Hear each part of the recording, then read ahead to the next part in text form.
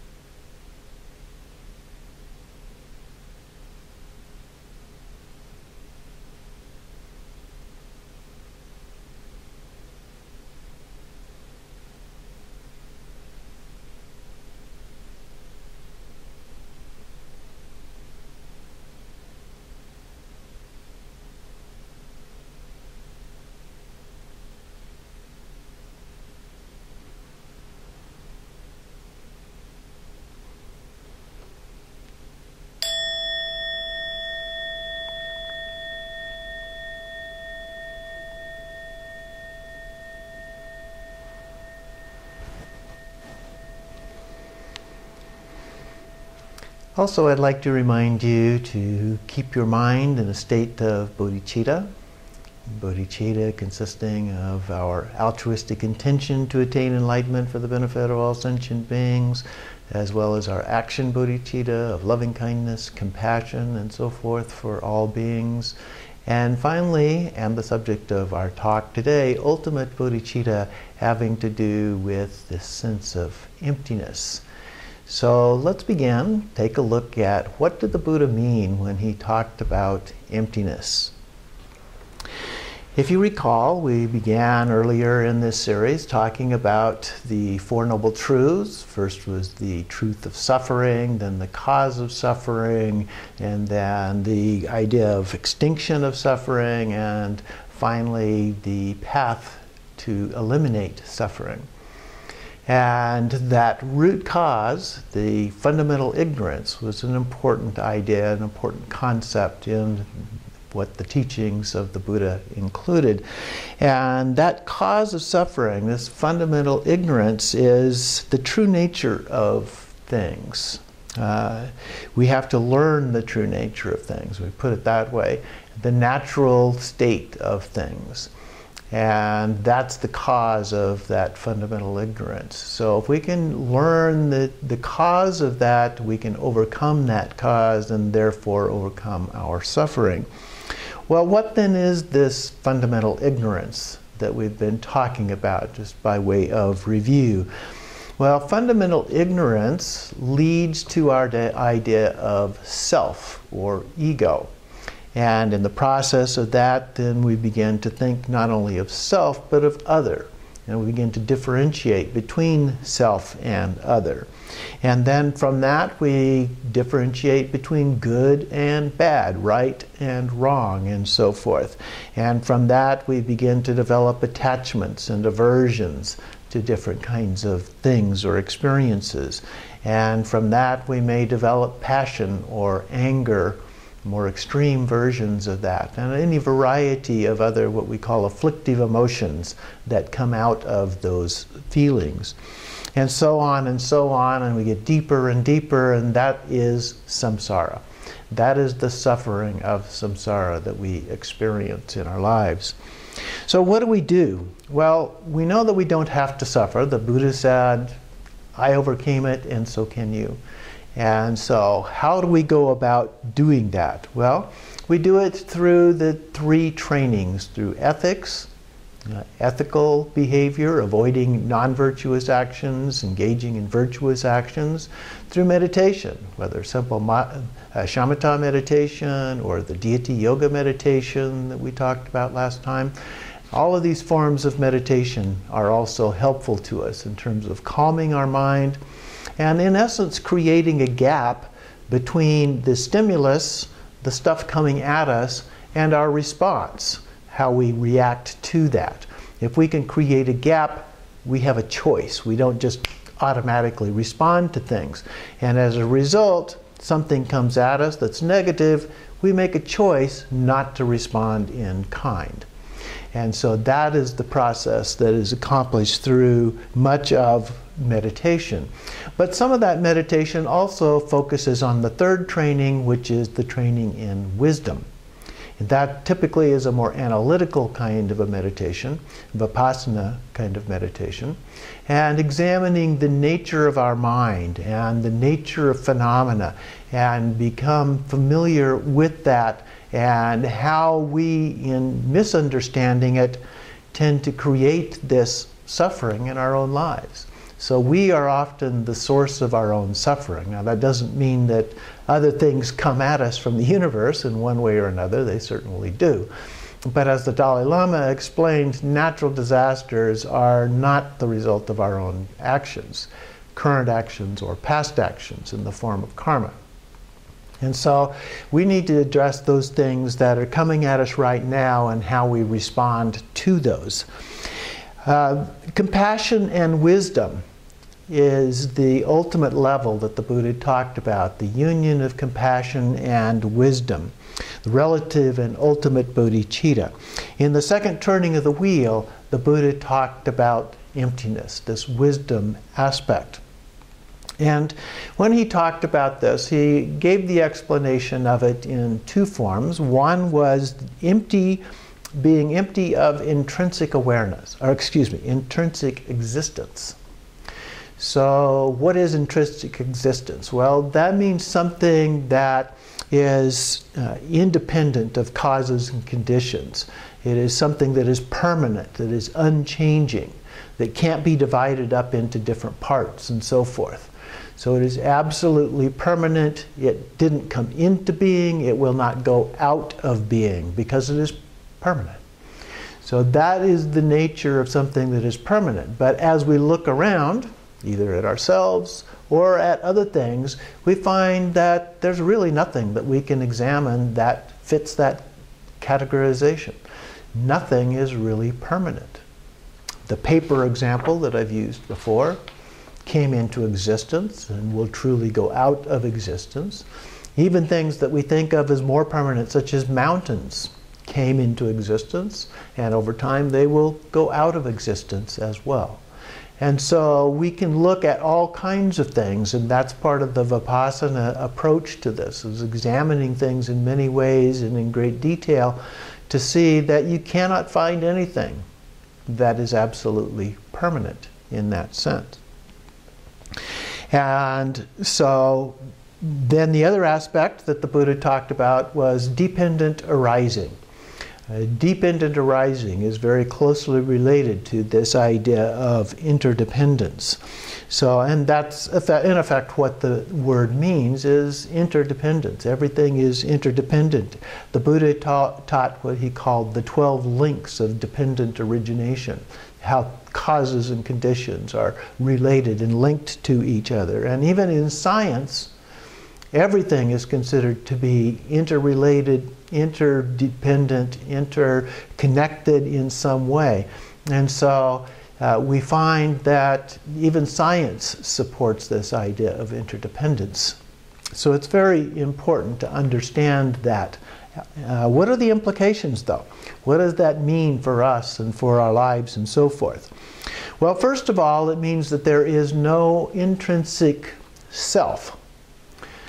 If there is no intrinsic self, then there's no permanent soul, or Atman. The Buddha called it Anatman, no self, no soul.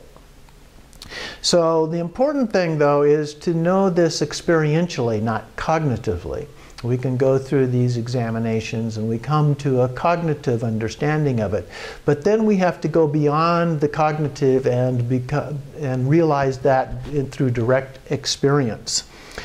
And so that we can extinguish the suffering and live in this state of innate happiness or deep inner peace that is the goal of enlightenment for this lifetime. In the Prajnaparamita, one of the Prajnaparamita texts known as the Heart Sutra, not referring to our physical heart, but to the heart of, or essence of, the matter. And there's a very famous line in there: form is emptiness, emptiness is form. Form is not other than emptiness, emptiness is not other than form. So let's examine that just briefly to see what that really means. First part is form is emptiness. So form, if we think about it, means a thing, some kind of a thing that we can actually identify. In order for it to have form, it must be identifiable in some way. Emptiness, as we've just talked about, means having no permanent kind of existence. So we can examine those as we just referred to. So things have no permanent existence. Okay? So as we look at that, we go through and examine these things, we see that no things have a permanent existence. They are impermanent, as the Buddha said. So the second part says emptiness is form. Well, here, emptiness is equal to impermanence, and form is equal to things, and therefore, to have impermanence, you must have things. Otherwise, there's nothing to be impermanent, and there would be no impermanence. And so we have to have impermanence in order to have things. So emptiness is form. The third part, form is not other than emptiness. Since form is emptiness, it cannot be other than emptiness. Okay? And since form cannot be other than emptiness, it also follows then the fourth part, that emptiness is not other than form. They are interrelated, interdependent with each other. And so that is the basic idea. There is nothing that is permanent. Everything is impermanent. There is no intrinsic awareness. And that is emptiness, empty of inherent existence. In the Madhyamaka teachings, the middle way teachings of Nagarjuna, who went back to the original sources of the Buddha and based his arguments upon those statements, he talks about the principle of the four extremes, or the tetradilemma, the four-part dilemma. And this, I think, is one of the best cognitive or logical explanations of emptiness. Emptiness is not a thing. We've already seen that from the Prajnaparamita Heart Sutra statement. Emptiness is not a thing. Well, the logical approach then would be to say, it's no thing. If it's not a thing, it must be nothing at all. So he continues on to say, emptiness is not nothing or no thing. Is this a trick question? Okay, if it's not one, it's not the other, what possibilities are there? Well, maybe there's some kind of combination of the two, that it's both. Nagarjuna says no, emptiness is not both. Well, then the only thing left is that it's neither. And he says, of course, it is not neither. So that really eliminates all of the logical possibilities here. The only thing left is that it just is. You can't say anything more about it. So it does sometimes, though, lead to the idea that came to be known as the emptiness of emptiness. Because we can't really explain it, but it's very easy to attach a cognitive understanding to emptiness. And so this led to the idea, well, there's the emptiness of that cognitive idea of emptiness. We need to get beyond that to the direct experience. That's really what is important here. So we have to let go even of the thought of emptiness. In Tantra, in Tibetan Buddhism, it sometimes also goes into other descriptions of emptiness that I want to touch on a little bit in this talk. So these various expressions, we have appearance emptiness. We have luminous emptiness, bliss emptiness, awareness emptiness, and compassion emptiness. So let's look at each of those in just a little bit more detail. First, appearance emptiness. Well, this is very much like what we have been talking about. Form is emptiness, so appearances are form. And so appearance emptiness relates to the lack of inherent existence of an object. This includes our five senses, our thoughts, all of those are included in forms of appearance. In sutra, we talk about the lack of inherent existence. In tantra, it's not what it appears to be. So as we look at things around us, we often think of them as being permanent. And we've already explained and done a little bit of analysis of showing how all of these things really are not permanent. And if we think about it, we truly understand that it's not permanent. One of our favorite sayings in the West is the only thing permanent is change. And so change is impermanence. And so everything being impermanent. But the way we see them, we treat them as if they are, that they really exist in some way. But in Tantra, we look at things as being an illusion, illusory in nature. That is, when I look at something and I see it, I look at a chair and I think that chair is basically permanent. But if you look at it in a more careful analysis, you realize that, okay, yeah, there may be a chair out there that I'm looking at, but where is the experience of that chair? The experience of that chair is in my mind.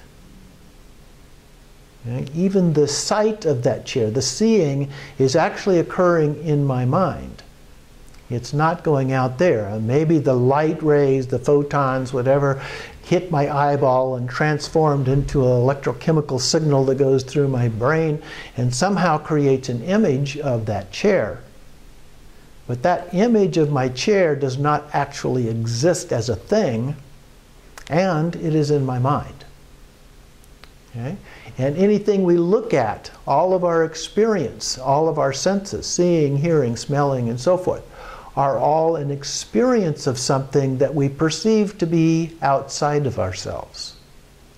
Our thoughts maybe are not outside of ourselves, but they are separate from those other kinds of experiences. And so we begin to think of those as really being existing, when in reality our experience is only in our mind. And that's a very important part of understanding the nature of emptiness from the tantric point of view. It's all in your mind. The next form is luminous emptiness. The Buddha taught this in the third turning of the wheel. We talked about that emptiness is more than just the idea of the lack of inherent existence. It is a knowing. It illuminates, if you will. So luminous emptiness. It illuminates our understanding of emptiness. That there's not nothing. It's not nihilism. There is actually an awareness that exists there. So we need to understand that. And so the luminous emptiness is this knowing, this understanding, this experience of that emptiness, our own innate Buddha nature. It's a direct, non-conceptual knowing, like clear light, or it illuminates our understanding. The third one is bliss emptiness. It's frequently used in the tantric practices, and the bliss, though, that we're talking about is a little different. There are different forms of bliss. So there are physical forms of bliss. For example, exercise sometimes results in a sense of bliss, or an orgasm might result in a sense of bliss. But there's also mental forms of bliss, just a real calm state. Or there is transcendent bliss, this stillness, that inner peace that we sometimes refer to. And that's the kind of bliss that we're talking about here. So in Tantra, these are done in the completion stage practices. The fourth kind is awareness emptiness. And we find this particularly in Dzogchen and Mahamudra practices. Here we're talking about mindfulness, talking about attention and focus that we have on things and being aware, but it's the ability to do that, it's not the result. So it's the awareness, it's not the awareness of something. It's what enables us to be aware of something. So in an ordinary sense, we sort of kind of maybe are aware of something. But beyond that, we can be more mindful of the present moment, being aware of our body, speech, mind. We've talked about that before. The things that we pay attention to, the objects of our awareness, our focus. In shamatha meditation, we did that kind of a thing intentionally. Or mental phenomena, the perceptions that we have, the thoughts, the feelings, and so forth. Being aware of those. That is another way of focus and paying attention to that. But the highest level, we're talking about the awareness of awareness itself. And so at this level, we transcend the idea of being aware of something and just abide in that awareness, that state by itself. It's often described as being like space. It's not occupied with anything because we're not aware of something in the process. It's a direct, pure, and non-conceptual level. The one level that we talked about in terms of the Buddha's training, the not perception nor non-perception. So it transcends all thoughts about what it is like or not like. In Dzogchen we talk about Rigpa, pure awareness. It's ineffable. It has a sense of openness, or this being like space. It has a sense of oneness, that everything is somehow connected to this ground of being, if you will. And also there's an element of a spontaneous display, because out of that awareness we have the awareness of things. And so we begin to make that connection between the awareness itself and the manifestations that come out of that awareness, which is everything around us. It's our feelings, our thoughts, all of those things are the manifestations that come out of that awareness itself. We sometimes have natural occurrences where we have this kind of an experience. For example, when you sneeze, or when you have an orgasm. Those have been described as having that same experience momentarily. In the pointing out instructions that are given by the Lama, in the process we are pointed out this, and so that we can get an idea of what the direct experience is. We can't do that here, but I can give you an example of one way of connecting with that direct experience. What I want you to do is simply to follow the sound of the bell.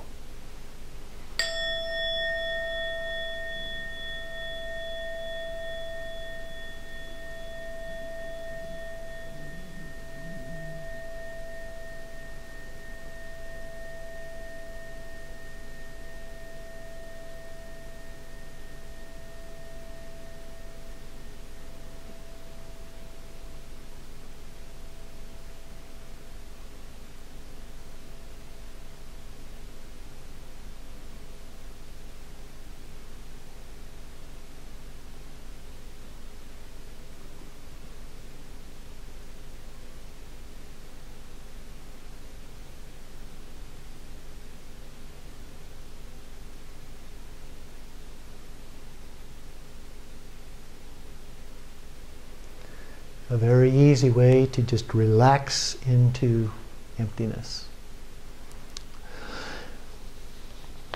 So our last one then, the fifth one in this set, is compassion emptiness, the ultimate level of a Buddha, uniting compassion and emptiness. So from pure awareness, loving kindness and compassion manifest in unlimited amounts. We call it great compassion or great loving kindness.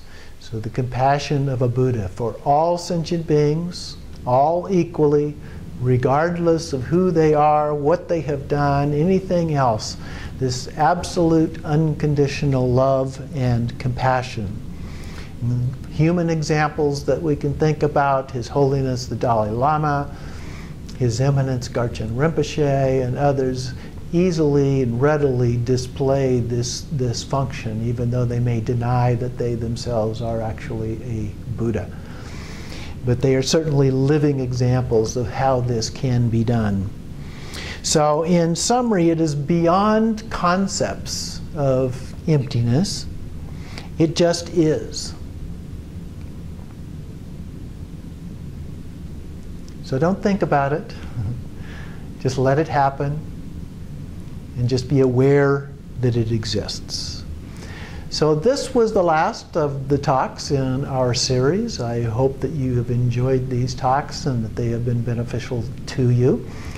I hope that now you will also abide softly and deeply in pure, non-conceptual awareness, manifesting immeasurable, unconditional loving kindness and compassion for all sentient beings, always and always. Tashi Delai.